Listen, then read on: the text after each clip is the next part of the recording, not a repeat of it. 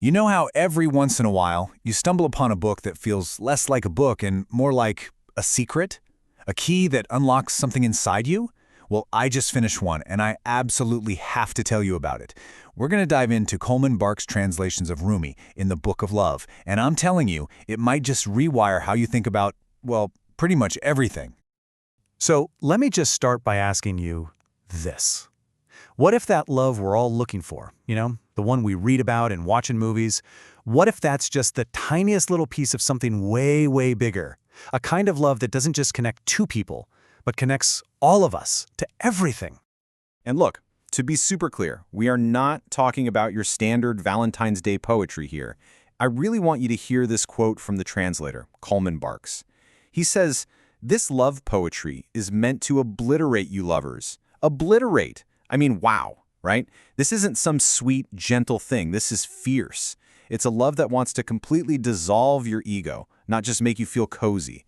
So with that in mind, let's jump in." Okay, before we really get into the heart of the book, we need a little bit of context, because to really get Rumi, you have to understand that his poems aren't about finding your other half. They're about realizing you were whole to begin with. So Rumi was this brilliant 13th century Persian scholar, super respected, had his life all figured out. But then, in 1244, everything changed. He met this wandering mystic, Shams of Tabriz. And that meeting, it was like a lightning strike. It was the big bang that set his entire universe of poetry into motion. It wasn't just a friendship. It was this deep, soul-level connection that turned him from a scholar into Rumi.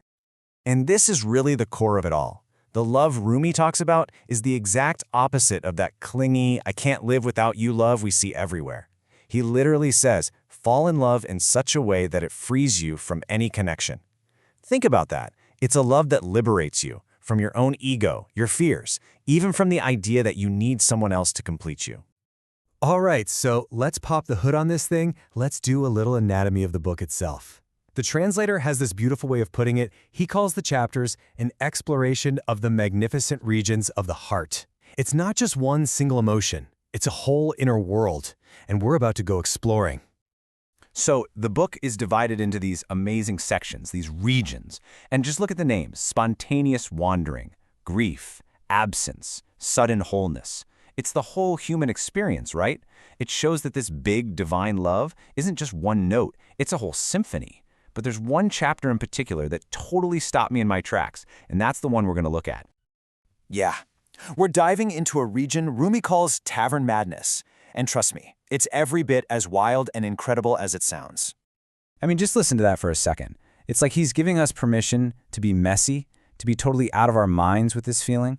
The sober, logical part of us is always worrying, right? Planning, stressing about what could go wrong. But the lover just is. They're completely surrendered to the moment. And this really gets to the heart of the metaphor. The tavern isn't an actual bar, and the wine isn't alcohol. The tavern is any place where people gather and share this mystical feeling. It's about being so overwhelmed with a sense of divine connection that it feels like a kind of glorious madness, a complete surrender to this energy that's in everything. Okay, if you only take away a few things from our little chat today, please let it be these. I'm going to share 3 quotes that, for me, basically hold the entire universe of this book. First is the guest house. And what a game-changing idea. Instead of pushing away our feelings, the joy, but also the sadness, the anger, Rumi says to welcome all of them. Invite them in for tea, because every single emotion has been sent as a guide from beyond to teach you something. It's about radically accepting your whole self. The power of this one just floors me. It's so simple. Just think about how much of our lives we spend judging things as right or wrong, good or bad, about ourselves, about other people. Rumi's talking about a place beyond all of that noise, a place where we can just connect, soul to soul, with no ego, no labels, just connection. And finally, this one. This isn't about dancing when you're happy and life is perfect. This is an instruction, a command to find your life force right in the middle of the struggle. Dance when you're broken open, in the middle of the fight. It's the most powerful anthem for resilience I've ever heard. It's about finding freedom not by running from pain, but by dancing right through it. So All of this brings us to the big question, right? Why on earth does 800-year-old poetry feel so ridiculously relevant today? Let's connect the dots. Just look at this breakdown. So much of how we talk about love today is all about lack, right? Finding your other half implies you're not whole. We're terrified of being alone. Rumi just flips the whole script. He says, it's not about finding someone to complete you, it's about discovering that you were never broken. Love isn't something you get, it's a state of being. And being alone? That isn't failure. It's a chance to connect with something so much deeper. And this, for me, is the final, beautiful, completely mind-bending takeaway of the whole book. This idea that love isn't a destination. It's not something you go out and find. It's a truth you wake up to. That connection you've been searching for, it's been inside you and inside everyone else the entire time. Rumi's work is like an ocean, and honestly, we've only just dipped a toe in today.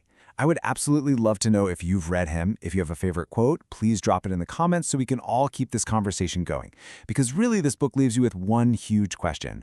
What if the love you're searching for isn't something you need to find, but just something you need to remember is already there?